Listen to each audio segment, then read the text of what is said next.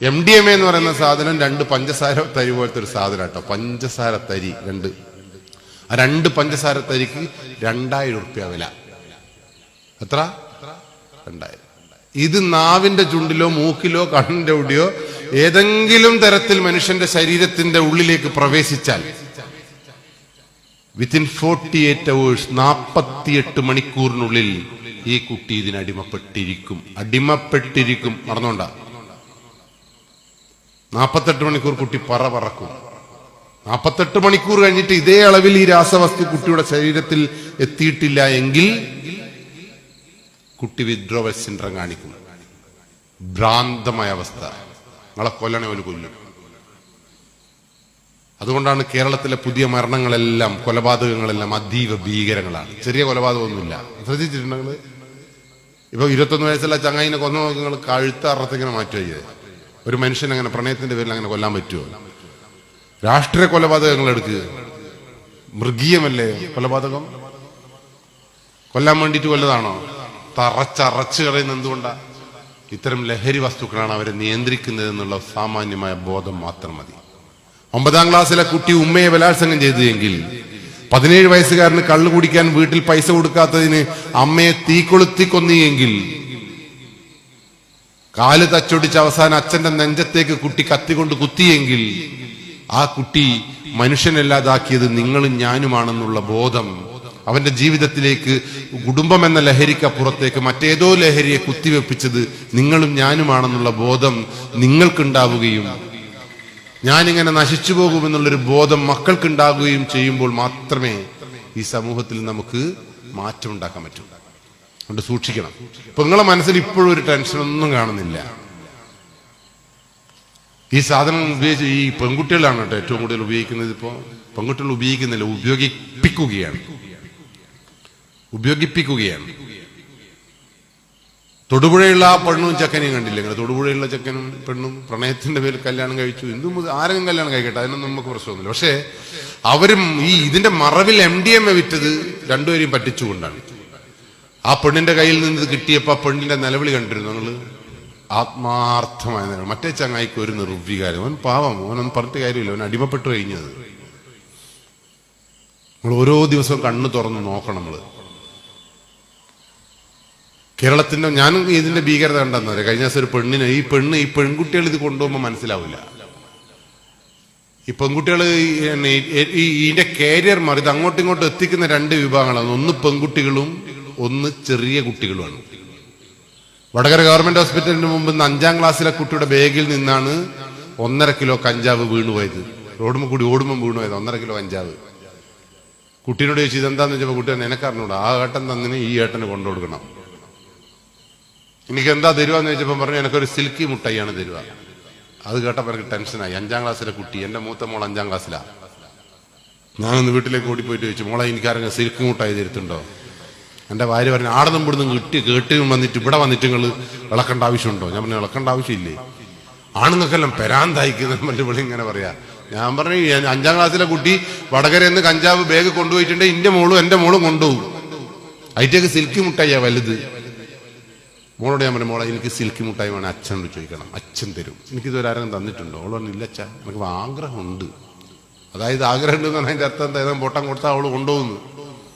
ഞാൻ ഉടൻ തന്നെ ഒരു ബൈക്കിലെടുത്തിട്ട് ഓർക്കാട്ട് ഇട്ട് അവളിൽ ഈ സിൽക്കി മുട്ടായി വാങ്ങാൻ പോയി. ഞാൻ 5 സിൽക്കി മുട്ടായി. 5 ഞാൻ 5 എടുത്തോ? അല്ല വേണ്ട 7 എടുത്തോ, എനിക്ക് ഓക്കും കൂടി തിന്നല്ലോ. അങ്ങനെ ഐറ്റുകൾ മാത്രം തിന്നണ്ട. അങ്ങനെ 7 സിൽക്കി മുട്ടായി പറഞ്ഞപ്പോ അവൻ പറഞ്ഞു എടുക്കുവാനാ പൊതിയനാന്നെല്ലാം ചോദിക്കുന്നുണ്ട്. ഞാൻ അവന് പൊതിയിടോ 5 മുട്ടായി അല്ലിപ്പോ. അവസാനം തന്നിട്ട് എന്നോട് ചോദിച്ചു എത്ര പൈസയാന്ന് വെച്ചോ? ഞാൻ ചോദിച്ചു എത്ര പൈസയായി? 7,900 റുപ്യ. സോറി 4,900, 700 റുപ്യ ഒരു മുട്ടായിക്ക്. 7,749, 4,900. എൻ്റെ അടുത്ത് 21 റുപ്യ പൈസ ഉണ്ട്. ഞാൻ പറഞ്ഞല്ല ഇത് തിരിച്ചെടുക്കുവോ? ഞാൻ ചോദിച്ചു പൊട്ടാ എന്നോട് ആദ്യം ചോദിച്ചില്ല ഇത് എടുക്കണോ പോലീസാണെന്ന് തിരിക്കില്ല.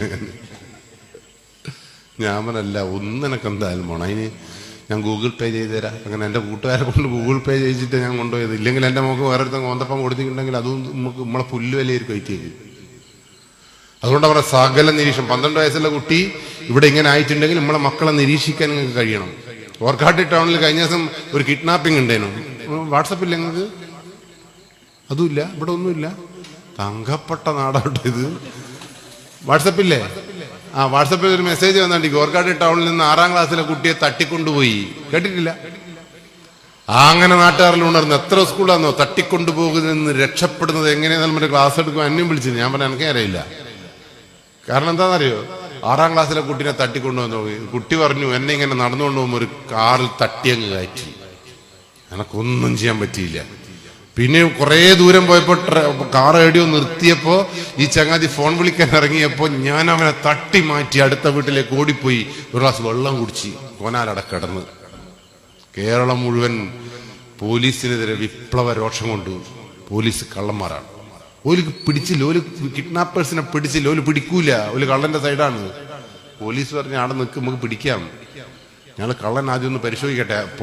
കാരണം പോലീസും നാട്ടുകാരും തമ്മിലുള്ള വ്യത്യാസം എന്താ? നിങ്ങളും ഞാളും തമ്മിലുള്ള വ്യത്യാസം എന്താ എന്ന് പറ. പോലീസ് എന്തായാലും സുന്ദരനായിരിക്കും, അത് കൂട്ടണ്ട, സൗന്ദര്യം നോക്കണ്ട. വേറെന്താണ് വ്യത്യാസം? പോലീസിന്റെ ഏറ്റവും വലിയ വ്യത്യാസം എന്താണെന്നറിയോ? പോലീസ് ദിവസവും കാണുന്ന പ്രശ്നങ്ങളെല്ലാം ഭീകര പ്രശ്നങ്ങളാണ്. നമ്മൾ 8 മണിക്ക് പോലീസ് സ്റ്റേഷനിൽ വരും. പോലീസ് സ്റ്റേഷനിൽ സ്ഥിരം ടീം ഉണ്ടാവും. നിങ്ങൾ പോലീസ് സ്റ്റേഷനിൽ വന്നെങ്കിലോ?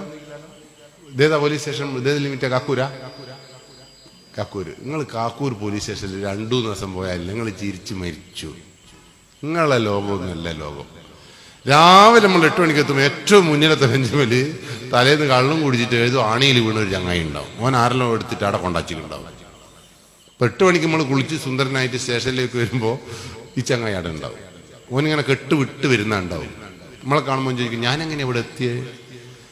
എൻ്റെ മുണ്ടെടുത്തു, നിങ്ങളെടുത്തേക്ക് എൻ്റെ ഫോണ് ഒരൊറ്റണം കൊടുക്കുന്നു രാവിലെ തന്നെ.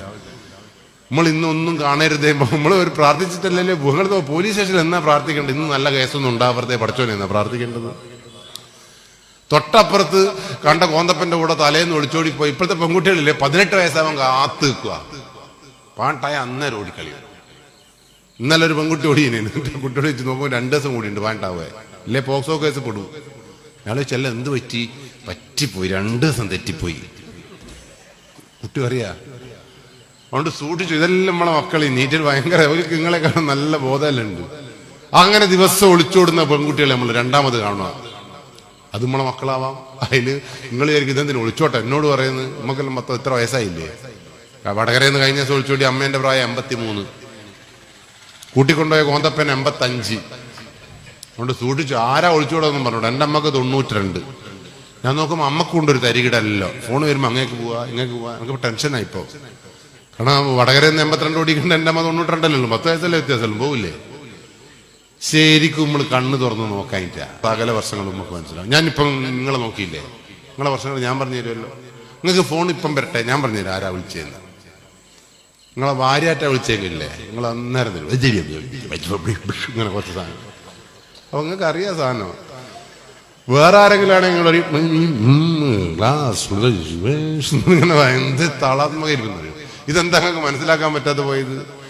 നിങ്ങളെ മക്കളിങ്ങനെ നശിക്കുന്നുണ്ടെന്ന് ഫോൺ വിളിക്കുന്നത് ഞങ്ങൾക്ക് മനസ്സിലാവില്ലേ? അപ്പൊ നമുക്കൊന്നും നേരെയില്ല, നമുക്കൊന്നിനും കയ്യല്ല. അത് തന്നെ വിഷയം. അതുകൊണ്ട് ഇന്ന് തൊട്ട് സൂക്ഷിച്ചോ നിങ്ങൾ.